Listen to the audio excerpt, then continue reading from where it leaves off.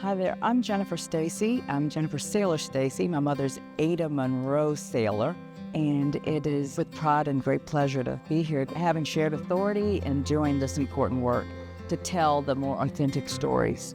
I am part of the leadership here. You know, we are probably the first group to actually reach out and start working.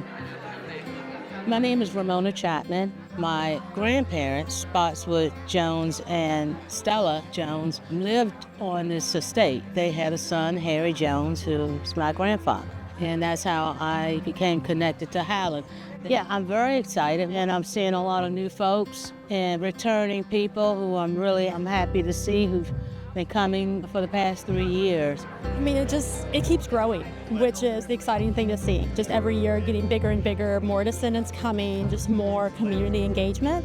Hi, I'm Mary Moorhead, and I'm a member of the Descendants Council. My family was enslaved in the plantation nearby, and I've been a part of helping Highland and integrate their enslaved history. Well, we've changed the program a little bit. We've got more presentations and things like that, but we've expanded the area for different venues to show their information. I think one of the most touching parts of today's event was the presentation by Sheila, where she reenacted Betsy. I think it made things a lot more tangible for me. Every visitor that comes here and sees the display, the authentic stories that are being told here, they take a little bit of that away. And we're hoping that it sits with them and resonates, and that they tell someone else to come.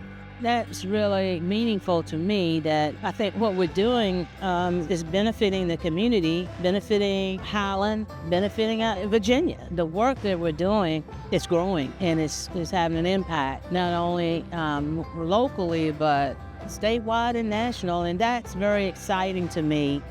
This is my second event. My sister wasn't able to make it last year, but she made it this year. And we both were determined to make it here. We drove down here. We talk about the drive because to us it seemed long because it's about almost a 12, 13-hour drive. But then when I think about how many months they probably were actually walking to get down to that location, it's just amazing. Honestly, when my mother said, I wonder what were they thinking, I'm sure they were thinking, oh my God, all this hard work and not to get paid for it. And I don't think a day should go by that we don't recognize that. So we picked a special day to actually honor them. I think it's important to establish new connections and to cultivate the existing connections and relationships that we have. We don't need to make these gigantic, leaps. We need change to be a little bit of a time, because then it's going to stick. And I may not be here to see it, but I think we built a bridge to make sure the work continues. I think it's very important to keep these type of conversations open. I think it adds layers to what I know about American history. It adds layers to what I know about my family history. Just imagine being half a century old and not realizing that your direct relatives worked underneath the United States president. It's mind-blowing.